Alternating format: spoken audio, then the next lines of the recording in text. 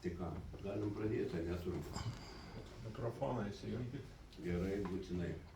Tai labą dieną visiems. Vykom į Briuselį, mūsų buvo apie 60-70 žmonių, taip visus iš, kaip sakyt, iš įvairių organizacijų, tiek mūsų Žemės ūkio taryba, Ūkininkų sąjunga, Bendrovių asociacija ir žinoma ir kitos, ir Grūdų asociacija, ir kitos organizacijos, kas galėjo.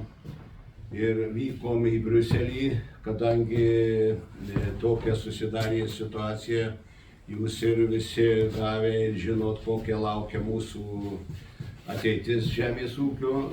Kaip ir Jonas padarė įžangą, taip buvom išvykę į Briuselį, būtent gruodžio 18 dieną buvo didelis žemdirbių protestas, kurį organizavo pati didžiausia Europos Sąjungos žemdirbių organizacija Copa-Cogeca ir aišku kartu su 27 šalim ir kartu buvo partneriai Copa-Cogecos, tai būtent Belgų Valonijos žemės ūkio federacija, nes vis dėlto dėl techninių dalykų turėjo būti. Leidžia protestuoti, kaip dažnai ir jūs klausėt, ir mūsų kolegos klausė, kada mes tai protestuosim.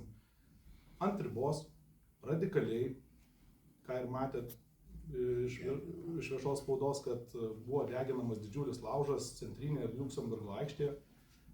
Šiek tiek atokiau, per kelius šimtus metrų gatvėse susirinkę vyresnio amžiaus ūkininkai irgi degino laužus, mažesnius vietinius, tiesiog gatvės viduryje. Ir aptarinėjo netgi savo jaunystės protestus, kai dabar jau šiai dienai protestuoja jų atžalos, jų jaunimas. Laisvas nesuteikia galimybę turėti skirtingas pozicijas, nuomonės, be baimės, jog tavo veikla bus dirbtinai ribojama. Pavyzdžiui, ūkininkai į Briuselį važiavo naktį, aišku, atsižvelgiant į mažesnį eismą, kad sutrikdymų būtų mažiau, bet jie Briuselio gatvėmis judėjo laisvai, be jokios pareigūnų palydos. Tiesiog pagal kelių eismo taisyklės, kaip su automobiliu, taip su traktoriu, netgi ir su priekabomis, kuriuose vežėsi šieną, palėtės, medieną ar padangas, važiavo savo ramiai į protestą. Aišku, kolegos klausė, kada mes tai protestuosim, bet nepamirškim tokio dalyko, kad vakarų Europa protestavo dar tada, kai mūsų senoliai ir protėviai, mūsų kartą, vyresnė negu aš asmeniškai, iš po stalo mokino lietuviškos raidės, kad būtų išsaugotas mūsų identitetas.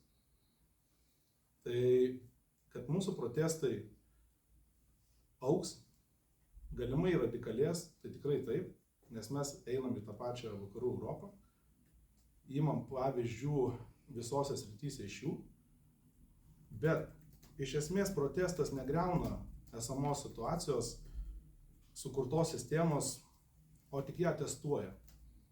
Ir pakreipia politinius užmojus nedaryti tokių drastiškų pokyčių, kurie, kaip rodo istorija, neretu atveju labiau griauna. Visiems aš norėčiau atkreipti visų dėmesį, kad šito protesto pagrindinis tikslas tai nebuvo ūkininkų interesų gynimas.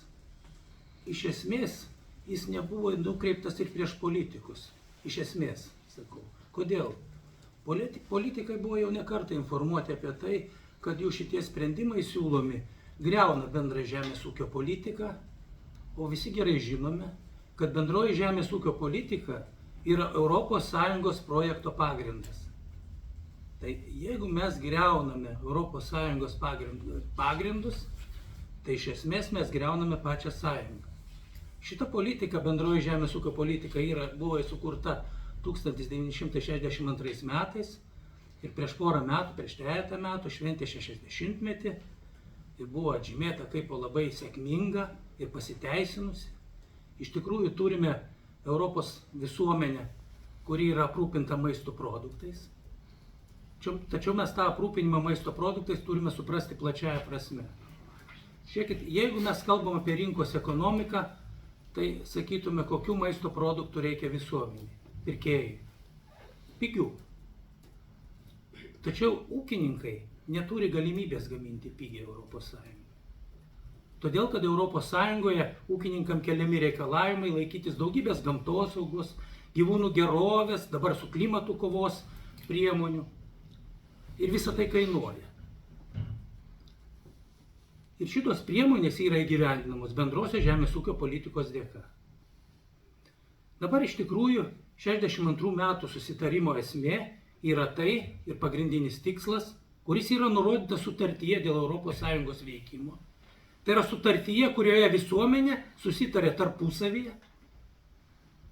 Visų Europos šalių parlamentai ratifikavo šitą sutartį ir susitarė, kad Europos vartotojams turi būti tiekiami maisto produktai už prieinamas kainas. Jūs atkreipkite dėmesį, kad prieinamos kainos, jų turinys yra tas, kad produktai negali būti tiekiami bet kokią kainą. To susitikimo metu buvo išreikštos aiškesnės pozicijos dėl būtent daugiametinės finansinės perspektyvos.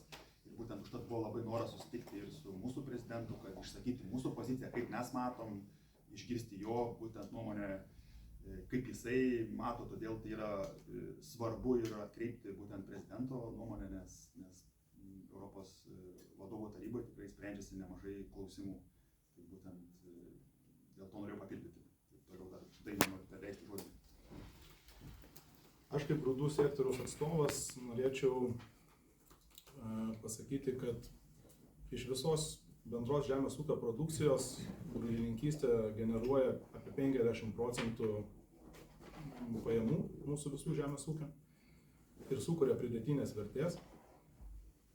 Tai yra flagmanas Lietuvos ir jeigu iki šių metų grūdininkai su savo grūdų auginimu tempiam visą žemės ūkį, tai ką ir sakė Jonas ir Gedas, po CBAM mokesčio įvedimo mes tikrai susidursim su padidėjusiamis sąnaudomis gerokai, apie 20-40% jos gali padidėti mums. Ir svarbiausias dalykas, kad finansinis raštingumas skelbia, nebijok didelių išlaidų, bijok mažų pajamų. Bet mes būtent to ir bijom, nes didelės išlaidos niekada negarantuoja mūsų didelių pajamų. Yra keli sektoriai, keli veiksniai, nuo kurių priklauso mūsų pajamos. Tai yra biržos prekė, yra gamtinės sąlygos, yra žmogiškieji resursai, kada tu turi padaryti pirmoji eilėje tiek, kai tu turi atlikti darbą, ant ko stovi visas žemės ūkis. Pirmiausiai tu turi padaryti darbą kiek reikia, vėliau kiek nori, o galiausiai kiek gali. Tai tuo paremtas yra žemės ūkis. Žmonių iniciatyva, darbo iniciatyva.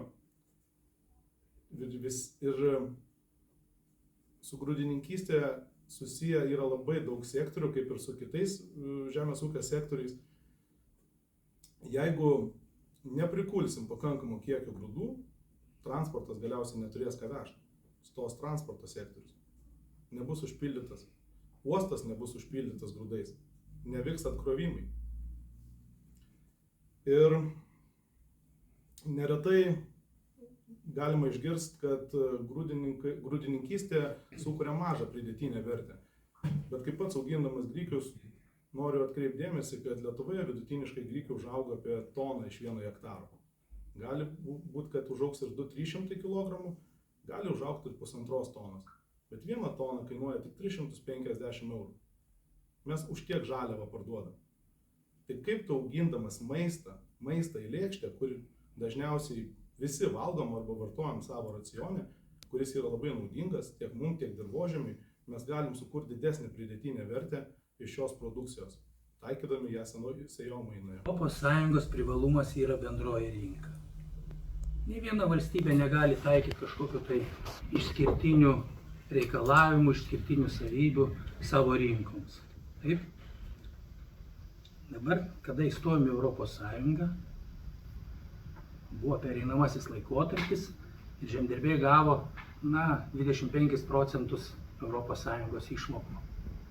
Tiek gavo įstojimo metu. Tuo metu iš tikrųjų buvo ištekliai pigesni, darbo jėga pigesnė, žemė pigesnė, galima, sakysim, tą pateisinti. Atėjo 13 metai, kada tos išmokos pasiekė 100% ES, tačiau kai paėmė piniginę vertę, tai išmokos praktiškai Lietuvos žemdirbiam buvo dvigubai mažesnės negu ES. Tai, situacija buvo turbūt tiek skandalinga, tos formulės tiek neteisingos, kad ES nusprendė, vis dėlto tom atsiliekančiom šalim, čia ne tik Lietuva liečia, bet ir Baltijos šalis kitas, tai yra Latvija ir Estija, taip pat ir Lenkija, kad vis dėlto reikia jų išmokas artinti prie ES vidurkio. Tai 13-20 metais buvo nutarta tą atotrūkį iki vidurkio sumažinti 1/3. Taip. Tai 20 metais atsilikimas liko 2/3. Taip. Tada buvo nutarta, kad nuo 20 iki 27 tą atotrūkį sumažinti per pusę, kitaip sakant, dar 1/3. Aritmetika. 2/3 per pusę, tai 1/3. Taip. Supratot visi? Taip. Dabar mes matome komisijos pasiūlymą ir komisija viešai teigia, viskas išmokų konvergencija, tai yra išmokų sulyginimas arba išmokų artėjimas prie vidurkio, 27 metais baigėsi. Reiškia, artėjom 1/3, po to dar 1/3 ir 1/3 nepasiektas, sakom, viskas gerai, toliau procesas sustabdomas. Kas tai? Teisinis tikrumas, lūkesčiai, teisėti lūkesčiai ar dar kas. Jūs suprantat, ES pradedama elgtis, be jokių taisyklių. Kas liečia žemės ūkį, tai nėra aiškiai nurodyti kompensaciniai mechanizmai, jeigu bus rinka iškraipyta būtent iš Mercosur šalių atvežtai produkcijai. Po to nėra aišku, kaip užtikrins maisto saugumą, nes tikrai yra kontrolė tenai užtikrinti, kad mes nepatektų pas mus į lentynas maistas, kuris yra gal naudojami užauginimui, preparatai, kurie stimuliatoriai ir taip toliau, ir uždraustos ES medžiagos. Po to dėl aplinkosauginių irgi dalykų, kad ar nebus toliau kertami papildomai miškai ir ar nebus išnaudojami žmonės, netgi tie patys. Šitie dalykai yra neužtikrinti ir kodėl tas nevyko gruodžio 28, todėl kad vis dėlto italai perėjo į tą pusę, kurie jiems neaišku ir prieštarauja Mercosur sutartį ir vis dėlto dar neaiškus tikrai mechanizmai, kaip visa tai veiks. Taip, yra ten dėrybos, kiek žinau, vyko 25 metus dėl tos Mercosur sutarties, bet tikrai dar yra daug neaiškių dalykų ir aš, kaip minėjau, kaip tie kompensaciniai mechanizmai, kaip jie veiks. Ar mes vėl turėsime prašyti išmaldos ir panašiai, kad, sakysime, mes negaunam teisingos kainos, nes tiesiog Mercosur šalių produkcija užplūdo į lentynas ir mūsų produkcijos kainas labai vietinės numušo. Kaip tas veiks? Mes nežinom, mums nėra atsakyta iki galo šitų atsakymų ir mes esame žemdirbiai prieš Mercosurą. Taip.